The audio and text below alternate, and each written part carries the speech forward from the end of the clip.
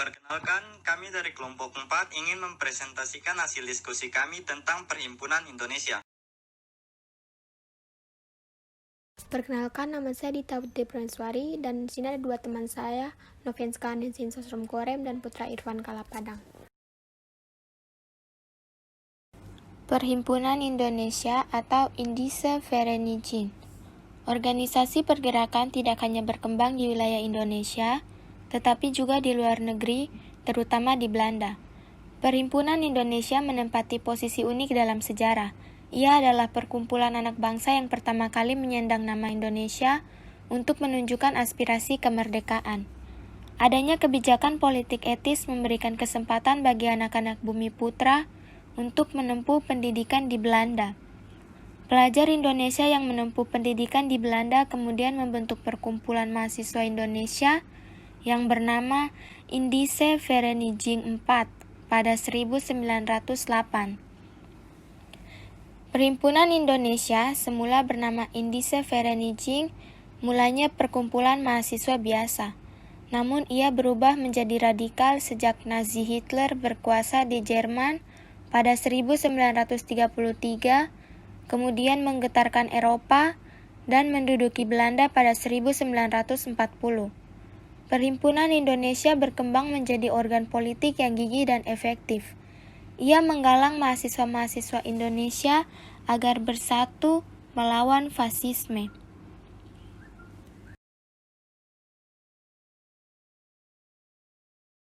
Indische Vereniging didirikan oleh Sultan Kasayangan, R.M. Noto Suroto, R.P. Sosrokusumo, Hussein Jajadiningrat, dan Noto Doningrat.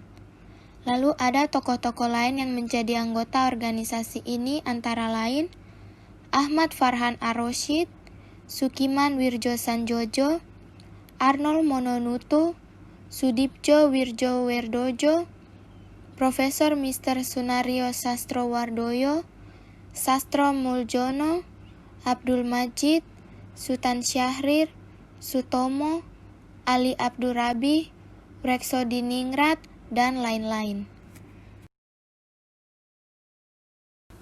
Pada 1922, Indische Vereniging mengubah nama organisasi menjadi Indonesische Vereniging.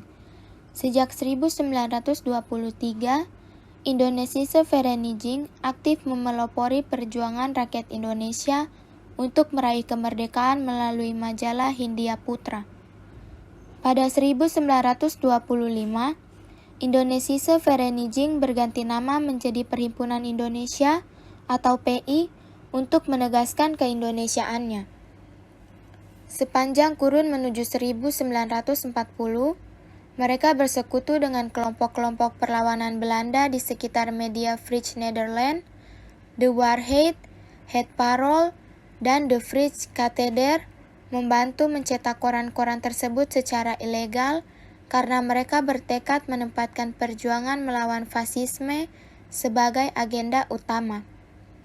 Pada akhir 1930-an hingga 1940-an, Perhimpunan Indonesia aktif dalam kegiatan politik kaum perlawanan anti-Nazi, mengerahkan, merekrut, dan mengoordinasi sesama mahasiswa, menyebarkan pamflet, serta melindungi dan menyembunyikan orang-orang yang menjadi sasaran Nazi, kaum Yahudi, dan lain-lain. Selanjutnya, pada tahun 1926, Muhammad Hatta terpilih menjadi Ketua Perhimpunan Indonesia. Pergerakan Perhimpunan Indonesia mendorong para mahasiswa yang ada di Belanda untuk terus memikirkan nasib bangsa dan kemerdekaan tanah airnya. Perkembangan Perhimpunan Indonesia mendorong para mahasiswa yang ada di Belanda untuk terus memikirkan nasib bangsa dan kemerdekaan tanah airnya. Kegiatan Perhimpunan Indonesia fokus pada perkembangan pergerakan Indonesia dengan cara memberikan komentar dan kritik melalui media massa yang ada di Indonesia pada masa itu. Aktivitas Perhimpunan Indonesia tidak hanya dilakukan di Belanda dan Indonesia, tapi juga dilakukan secara internasional. Anggota Perhimpunan Indonesia secara rutin menghadiri kongres-kongres internasional yang diadakan para pemuda dari negara-negara yang masih terjajah.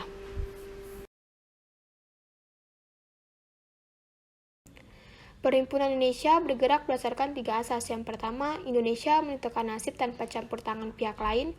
Yang kedua, Indonesia akan bersatu untuk mencapai kemerdekaan dari penjajahan Belanda. Yang ketiga, Indonesia akan belajar secara mandiri untuk dapat mencapai persatuan yang digunakan sebagai alat melawan kolonialisme Belanda.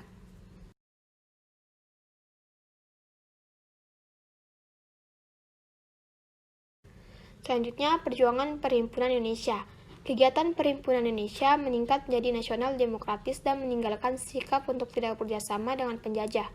Pada Kongres 1 di Berlin tahun 1927, Perhimpunan Indonesia mengirimkan wakil diantaranya Muhammad Hatta, Nazir Pamunjak, Gatot, dan A. Subarjo. Kongres tersebut membuat keputusan yakini menyatakan simpati sebesar-besarnya kepada pergerakan kemerdekaan Indonesia dan akan menyokong usaha dengan segala daya. Yang kedua, menuntut dengan keras kepada pemerintah Belanda untuk pergerakan rakyat Indonesia. Setelah Kongres kedua dan Perhimpunan Indonesia keluar dari Liga, Perhimpunan Indonesia mendapatkan reaksi keras dari Belanda. Belanda menganggap jika kegiatan Perhimpunan Indonesia di kalangan internasional berbahaya. Belanda juga mengeluarkan tuduhan atas tulisan menghasut di muka umum untuk memberontak terhadap pemerintah. Kemudian pada 10 Juni tahun 1927, 4 anggota Perhimpunan Indonesia yakni Muhammad Hatta, Nazir Pamunjak, Abdul Majid Diningrat, dan Ali Sastroamidjojo ditangkap dan ditahan sampai tanggal 8 Maret 1928.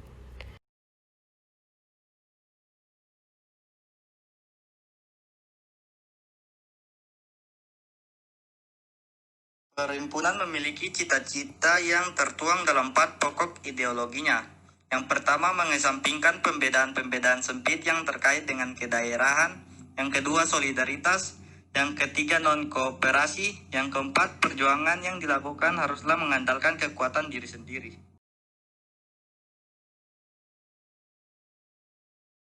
Akhir dari Perhimpunan Indonesia. Dalam sidang pengadilan, Muhammad Hatta membacakan pembelaannya dengan judul Indonesia Free atau Indonesia Merdeka. Pidato pembelaan tersebut menjelaskan nasib bangsa Indonesia akibat penjajahan Belanda, tujuan Perhimpunan Indonesia, serta penegasan bahwa Perhimpunan Indonesia tidak memakai kekerasan dan tidak dapat membuktikan kesalahan Muhammad Hatta dan kawan-kawannya. Akhirnya mereka dibebaskan dari semua tuduhan. Perjuangan para pemimpin Perhimpunan Indonesia tersebut menegaskan organisasi ini memiliki peran penting dalam perjuangan mewujudkan cita-cita kemerdekaan Indonesia. Sekian presentasi dari kami, terima kasih.